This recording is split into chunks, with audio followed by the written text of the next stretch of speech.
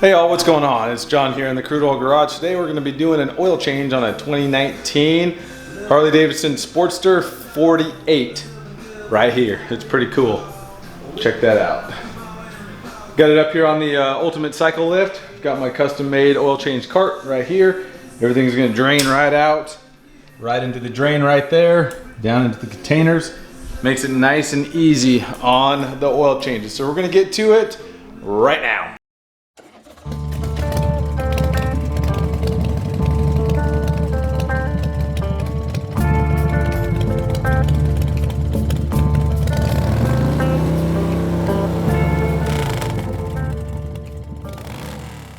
So guys, these bikes, these little Sportsters, they're super awesome. They sound great. They're a good bike for either your first time bike or if you're a smaller frame person, super cool bikes, but they're a little bit different as far as doing any maintenance on them. So there's no oil pan bolt in them. There's actually this hose right here with just a simple little, this hose right here with just a simple little plug in it. That's all it is. So what we're gonna do is we're gonna pull this down, we're gonna kind of route it down here and we're gonna put it in our drain right down here. And that's basically all there is to it. So we're gonna loosen the cap on the other side. We're gonna pull that out, we're gonna drain it. Then we're gonna get right to the oil filter right in there. Pull that off, put on a new one, fill it back up. 2.8 quarts on this particular bike, that's all it takes. And then we'll get going. All right, you see that here? Here's the hose right here. It's just held on with this little clamp. I'm just gonna pull that clamp off. Frame clamp right there. So this has just got a little hose clamp. You could either use a flathead screwdriver, or this is in my way too. I'm gonna get this out of my way for now too. Battery tender cable. The engine's warm right now, so I don't really want to put stuff on that. And yeah, let's do this. Let's get my cart.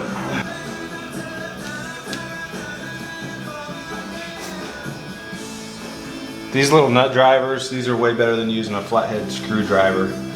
Can you see this here? This is the oil tank right here. On these Sportsters, it's just pop it down, it pops up, and then it kind of just twists on out. Pretty plain and simple. I'm just gonna leave it loose right there so it doesn't drip all over the place, but that's how easy that is. So once we get it drained on the other side, we're gonna fill this right back up, button that up, take off the filter, put a new filter on, and we're good to go. There's the oil drain plug right here. So we're just gonna loosen that guy off of here. Now this engine is already at running temperature, so it should flow out pretty dang good. Yep, there we go.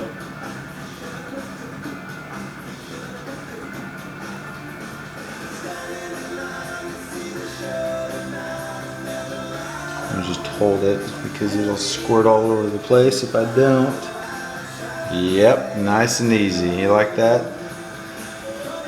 This oil drain pan is pretty sweet.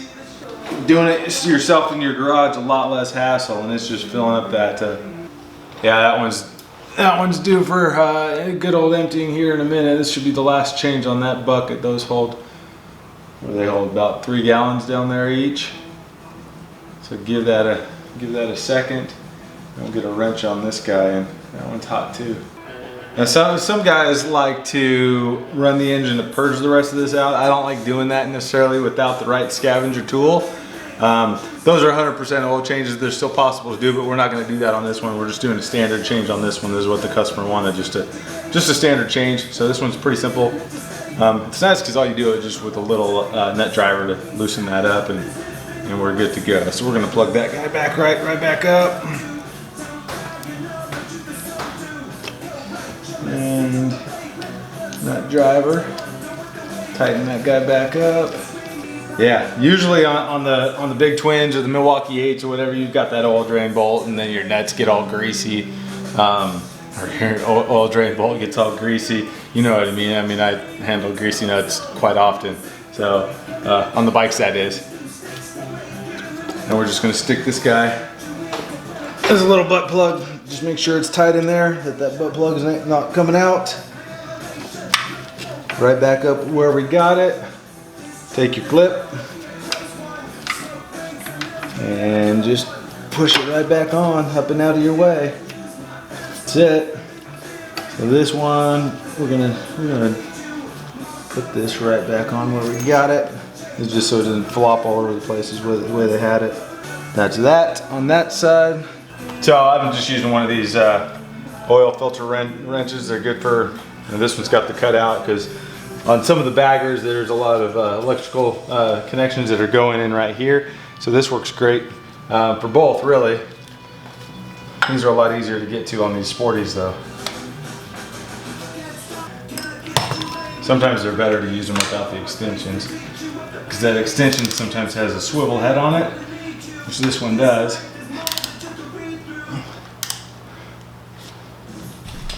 With this, kind of get it in there, and it's just coming out. It's gonna start dripping in just a minute. Here we go. Crack that loose. Yeah, these you can just spin off by hand. So you can see it already spilling out there at the bottom. Alright, we're just going to spin this off here by hand. The rest of it, you can see it already dripping out there. Pull that filter off. Dump it. That's the way it should be. I'm going to grab our new filter. We're always going with the Amsoil stuff. That's the way she wanted it. She wanted it black. We're gonna get a little bit of the old oil right here on the O-ring here. Get it nice and saturated. I like to put it on the threads on the inside too, nice and easy, just like that. You can see that. These filters, they go on hand tight. They don't need to be torqued, none of that stuff. Hand tight. Get it hand tight with your hands. I mean, my hands are a little bit slippery right now, but no big deal. Get a rag on it, give it another turn right about there, and we're good. Let's get on over to the other side. Fill her up. 2.8 quarts right here at the Amsoil. 20 weight 50 synthetic. No problem. I like to put a rag down there just so it doesn't drip on it. Otherwise you're going to get some smelly oil for a little bit. We are all done. This one actually fills up a little bit slower. For some reason, it could just be my funnel. But we are all done with that. Easy enough. Now, you always got to check these oil levels when it's on what Harley likes to call the Jiffy stand, but I think that's kind of lame, so call it a kickstand.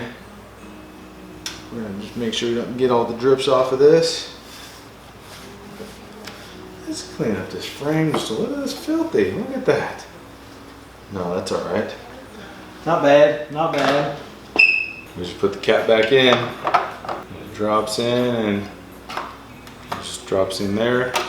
Push it down. Should say flush. Looks good. Good as new. You want to make sure you get any oil on the pipes here. You don't want to burn it in. These are nice little vents and heights. These little pipes, they sound great on these Sportsters. We are done with the Sportster 48 oil change. Pretty simple, guys. I mean, you saw how quick I did it. So anyways, fellas, we're done with this Sportster 48. As you can see, we just pulled that butt plug out of that hose in the back and let the juices drain out. Easy enough. Put a new filter on. Done deal. Fill it up. All good. So that's all there is to it. Hope you enjoyed. Just smash that like button. Hit the subscribe button. Of course, hit the bell icon too. That way you'll get notified anytime I upload any new videos, which I'm going to be doing one on the 120 sitting over here, the 120R motor. There's going to be pretty awesome information on that. We're also going to do a video on installing the new handlebars on this same Sportster 48. So stay tuned for those, and we'll see you in the next one.